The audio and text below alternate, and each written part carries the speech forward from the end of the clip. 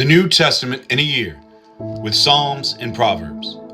Day 80, Matthew 27, verses 45 to 66. The death of Jesus.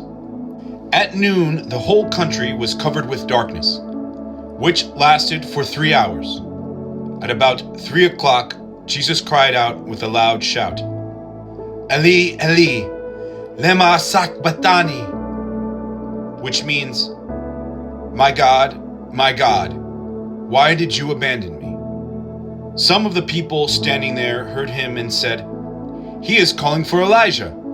One of them ran up at once, took a sponge, soaked it in cheap wine, put it on the end of a stick, and tried to make him drink it. But the others said, "Wait, let us see if Elijah is coming to save him." Jesus again gave a loud cry and breathed his last. Then the curtain hanging in the temple was torn in two from top to bottom. The earth shook, the rocks split apart, the graves broke open, and many of God's people who had died were raised to life.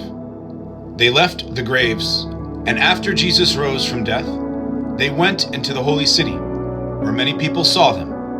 When the army officer and the soldiers with him who were watching Jesus saw the earthquake and everything else that happened, they were terrified and said, "He really was the Son of God." There were many women there, looking on from a distance, who had followed Jesus from Galilee and helped him. Among them were Mary Magdalene, Mary the mother of James and Joseph, and the wife of Zebedee.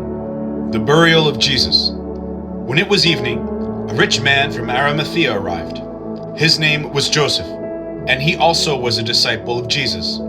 He went into the presence of Pilate and asked for the body of Jesus. Pilate gave orders for the body to be given to Joseph. So Joseph took it, wrapped it in a new linen sheet, and placed it in his own tomb, which he had just recently dug out of solid rock. Then he rolled a large stone across the entrance to the tomb and went away. Mary Magdalene and the other Mary were sitting there, facing the tomb. The guard at the tomb. The next day, which was a Sabbath, the chief priests and the Pharisees met with Pilate and said, "Sir, we remember that while that liar was still alive, he said, 'I will be raised to life 3 days later.'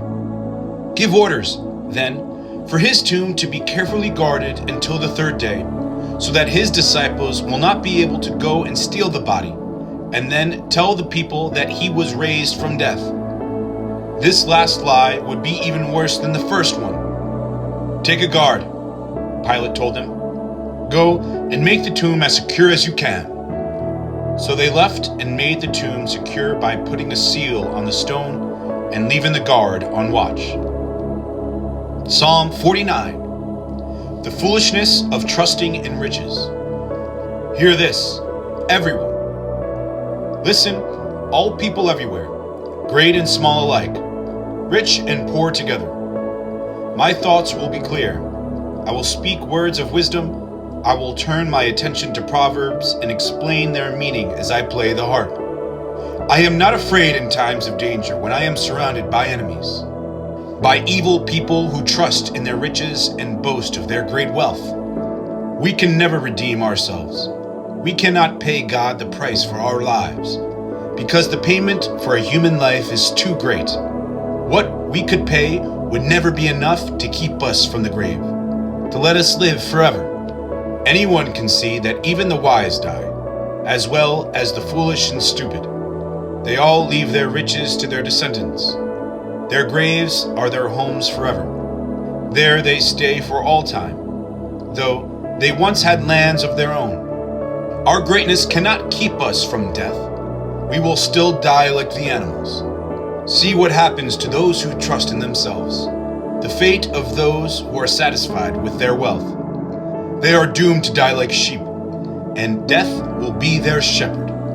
The righteous will triumph over them, as their bodies quickly decay in the world of the dead far from their homes. But God will rescue me. He will save me from the power of death.